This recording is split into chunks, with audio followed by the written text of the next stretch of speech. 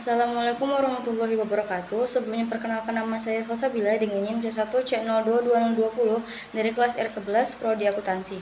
Di sini saya akan mempresentasikan tugas metodologi penelitian mengenai analisis deskriptif dengan dosen pengampu Bapak Dr. Wirmi Eka Putra SE MSI CAEQNR CSRS. Sebelum mengenal lebih jauh mengenai apa itu analisis deskriptif, kita harus mengetahui terlebih dahulu mengenai pengertian dari analisis deskriptif tersebut. Jadi, analisis deskriptif adalah jenis penelitian data yang membantu dalam menggambarkan, menjelaskan, atau merangkum poin-poin data sehingga pola-pola tersebut dapat diidentifikasi sesuai dengan semua karakteristik data yang ada. Ini adalah teknik untuk mengenali pola dan hubungan dengan menggunakan data yang tersedia, baik saat ini maupun yang sudah ada dalam sejarah. Karena fokus pada pengenalan pola dan asosiasi tanpa melangkah lebih jauh, analisis ini sering disebut sebagai analisis data yang paling dasar. Terdapat 5 manfaat dari analisis deskriptif. Yang pertama, mengkomunikasikan data yang lebih sederhana. Analisis deskriptif membantu mengubah data yang kompleks, terutama data dalam bentuk angka, menjadi informasi yang lebih mudah dipahami. Dengan menyajikan data dalam bentuk grafik, tabel, atau ringkasan deskriptif, orang dapat dengan cepat memahami situasi yang mungkin sangat rumit. Yang kedua yaitu memungkinkan perbandingan performa. Perusahaan atau bisnis dapat menggunakan analisis deskriptif untuk membandingkan kinerja mereka dengan pesaing atau untuk melihat bagaimana alur produksi mereka berjalan. Ini membantu dalam mengidentifikasi kekuatan dan kelemahan yang perlu diperbaiki atau dieksplorasi. Yang ketiga ada meningkatkan metode pengumpulan data. Analisis deskriptif melibatkan proses pengumpulan data yang lebih baik. Ini memastikan bahwa data yang dianalisis adalah data yang relevan dan berkualitas tinggi. Dengan cara ini, hasil analisis menjadi lebih akurat dan dapat diandalkan. Yang keempat, analisis lebih lengkap. Analisis deskriptif tidak hanya terbatas pada pengolahan angka-angka. Ini juga memungkinkan visualisasi data melalui grafik, diagram, atau bahkan peta panas. Selain itu, Anda dapat menganalisis peristiwa tertentu dalam konteks data tersebut, membantu dalam pemahaman yang lebih mendalam. Yang terakhir, yaitu menggunakan sumber data yang variatif. Analisis deskriptif sering melibatkan pengumpulan data dari berbagai sumber yang beragam. Hal ini dapat mencakup data dari survei, data historis, atau data dari berbagai departemen perusahaan. Menggunakan sumber data yang beragam dapat menghasilkan wawasan yang lebih mendalam dan mengungkapkan berbagai peluang dan tantangan baru.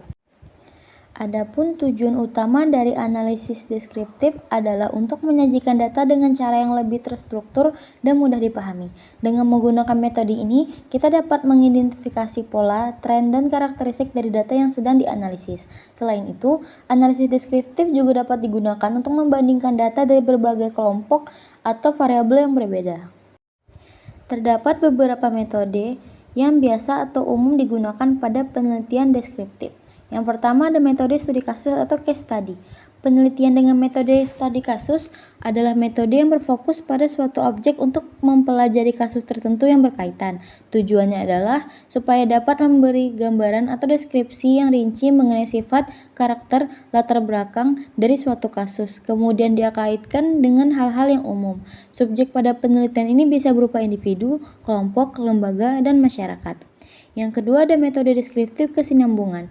Penelitian dengan metode deskriptif kesinambungan adalah metode yang dilakukan secara kontinu atau berkesinambungan dengan riset sebelumnya untuk mendapatkan hasil atau pengetahuan yang menyeluruh mengenai suatu peristiwa atau fenomena. Pada metode penelitian ini lebih umum atau dikenal pada pengkajian masalah-masalah sosial. Yang ketiga, terdapat penelitian survei.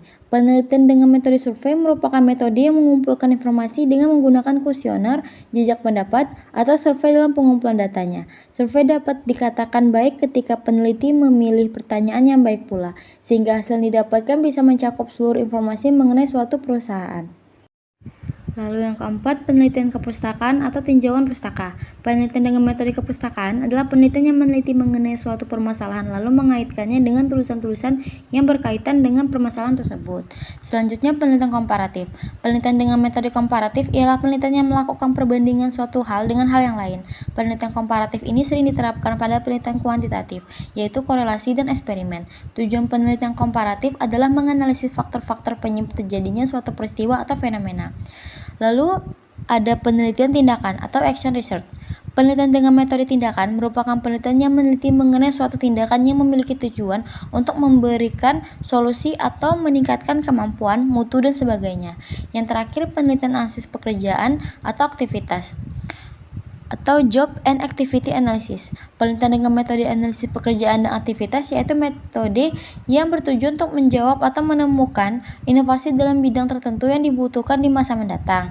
Penelitian ini bertujuan untuk menyelidiki secara rinci mengenai pekerjaan suatu aktivitas manusia pada umumnya, sehingga hasil penelitian tersebut dapat digunakan sebagai pemberi rekomendasi untuk keperluan manusia masa yang akan datang. Ada beberapa jenis metode penelitian deskriptif. Yang pertama, metode penelitian deskriptif kuantitatif. Metode deskriptif kuantitatif adalah suatu riset kuantitatif yang bentuk deskripsinya dengan angka atau numerik atau statistik. Maksudnya adalah penelitian tersebut berkaitan dengan penjabaran dengan angka-angka statistik. Yang kedua, metode penelitian deskriptif kualitatif. Metode deskriptif kualitatif adalah suatu riset kualitatif yang bentuk deskripsinya menggunakan fakta atau fenomena yang didapatkan dari data-data secara apa adanya. Yang ketiga, metode penelitian deskriptif verifikatif.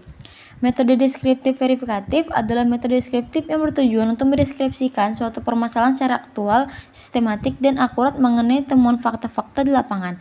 Maksudnya adalah metode yang dapat membuktikan untuk menguji hipotesis hasil penelitian deskriptif dengan perhitungan angka-angka atau statistik. Lalu yang keempat, metode penelitian deskriptif korelasional. Metode deskriptif korelasional adalah suatu riset yang mempunyai tujuan untuk mengumpulkan informasi-informasi mengenai status hubungan dari variabel-variabel yang diuji. Maksudnya adalah menguji apakah ada gejala yang terjadi antar variabel tersebut atau tidak. Yang terakhir, metode penelitian deskriptif analitik. Metode deskriptif analitik adalah metode yang berfungsi untuk mendapatkan data-data secara mendalam. Maksudnya adalah data-data mana yang mengandung makna dan dapat mempengaruhi substansi penelitian secara signifikan.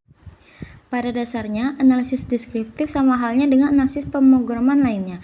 Dalam hal ini, ada 3 langkah utama yang harus dilakukan, yakni collect data, clean data, dan apply methods.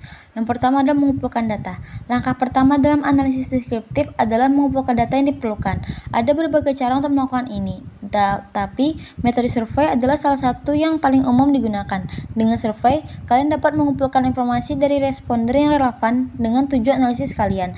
Penting untuk merancang survei dengan baik, termasuk pertanyaan yang relevan dan teknik pengambilan sampel yang sesuai. Yang kedua, membersihkan data. Setelah kalian mengumpulkan data, langkah berikutnya adalah membersihkannya. Terkadang data yang diperoleh mungkin tidak dalam bentuk yang siap digunakan. Data mungkin mengandung kesalahan, nilai yang hilang, atau format yang berbeda. Oleh karena itu, kalian perlu membersihkannya untuk memastikan data tersebut akurat dan dapat diolah dengan benar. Proses pembersihan ini melibatkan penghapusan data yang tidak relevan, mengisi nilai yang hilang, dan mengubah format data jika diperlukan. Lalu menerapkan metode analisis. Tahap terakhir dalam analisis deskriptif adalah menerapkan metode analisis yang sesuai. Pemilihan metode ini sangat bergantung pada jenis data yang kalian miliki. Beberapa metode umum yang dapat digunakan dalam analisis deskriptif termasuk statistik deskriptif seperti mean, median, dan modus untuk data numerik, serta tabel dan grafik untuk memvisualisasikan data. Selain itu, analisis frekuensi distribusi dan statistik ringkasan lainnya juga dapat digunakan tergantung pada tujuan analisis kalian.